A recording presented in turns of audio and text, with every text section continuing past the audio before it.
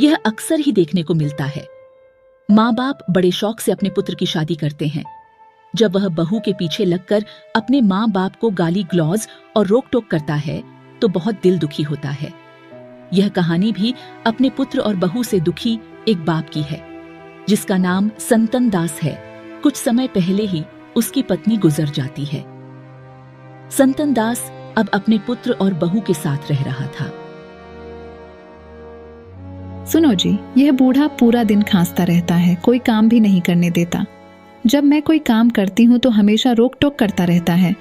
मैं तो बोलती हूँ, इसको अनाथ आश्रम में छोड़ाओ, ये वही ठीक रहेगा।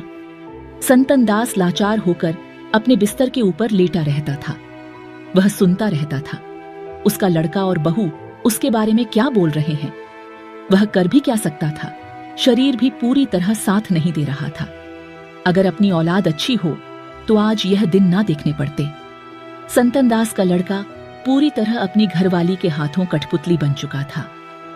वह जैसे बोलती वह वैसा ही करता। एक दिन सुबह होते ही संतन दास का लड़का संतन दास से बोला, पिताजी, पूरा दिन बिस्तर के ऊपर लेटे रहते हो, अभी आकर पेड़ के नीचे बैठ गए हो। इससे अच्छा तो कोई कामकाज ही कर लिया करो। मैं अकेला पूरा दिन मेहनत करता रहता हूं और आप बैठकर खाते रहते हो। ऐसा कब तक चलेगा? बेटे, बात तो तेरी ठीक है, पर तू भी जानता है मेरी उम्र काम करने की नहीं है। मेरा शरीर भी पूरी तरह मेरा साथ नहीं देता।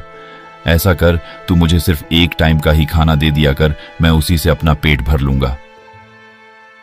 संतन दास के बेटे की शादी को काफी समय हो गया था, इसलिए संतन दास का एक पोता भी था जो यह सब बातें सुन रहा था। तुम इस बूढ़े से क्यों विनती करते रहते हो? इसे कहीं छोड़ क्यों नहीं देते? इस बुढ़े ने तो मुझे तंग ही कर रखा है। कभी खाना, कभी पानी, कभी कुछ। इसने तो मुझे नौकर ही समझ रखा है। मेरे से नहीं होती, इसकी सेवा इतना काम कौन करे? अगर इस बुढ़े को इस घर में रखना है तो मैं अपने मायके चले जाऊंगी। अगर मुझे यहाँ रखना है तो इस बुढ़े को निकालना पड़ेगा। घरवाली की बात सुनकर संतन दास के बेटे ने संतन दास को अपनी पीठ के ऊपर उठाया और कहीं लेकर जाने लगा। काफी समय चलने के बाद वह एक नदी के पास पहुंच गए। नदी का पानी बहुत गहरा था। संतन दास के बेटे ने संतन दास को पीठ के ऊपर उठाया हुआ था। वह कुछ सोच रहा था, फिर वह धीरे धीरे पानी के अंदर जाने लगा। संतन दास के बेटे ने सोचा, मैं अपने पिता को बता दूं मैं यहाँ किस काम के लिए आया हूँ। फिर उसने इधर उधर देखा और अपने पिता से बोला, पिताजी, घर में आप सोने नहीं देते, सारा दिन खसते रहते हो, कोई काम भी नहीं करते और जो काम हम करते हैं उसमें आप रोक टोक करते रहते हो। इसीलिए आपसे तंग होकर मैं आपको नदी में डूबने के लिए लाया हूं। जल्दी से डुबो मारो बेटा, इधर उधर क्या देख रहे हो? पिताजी, मैं देख रहा हूं, इससे गहरा पानी कहां है जहां मैं आपको डूब सकूं। इतने में बेबस हुआ संतन दास बोला, बेटे, यहाँ पर तो मैंने अपने पिताजी को फेंका था, तू मुझे इससे भी आगे करके फेंक, तभी तेरा बेटा तुझे इससे भी आगे फेंकेगा।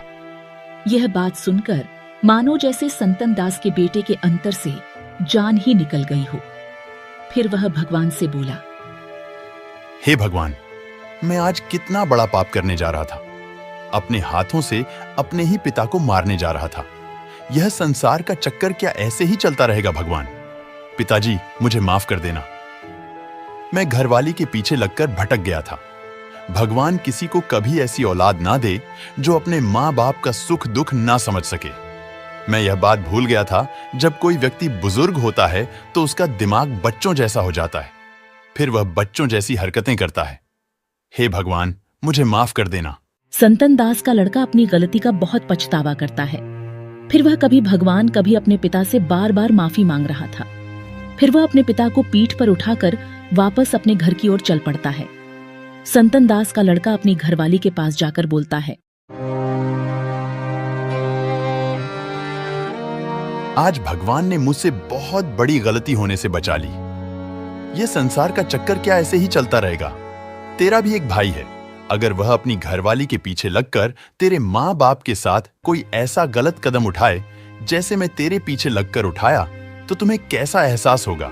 इतनी बात सुनकर संतान दास के बेटे की घरवाली के पांव के नीचे से जमीन खिसक गई।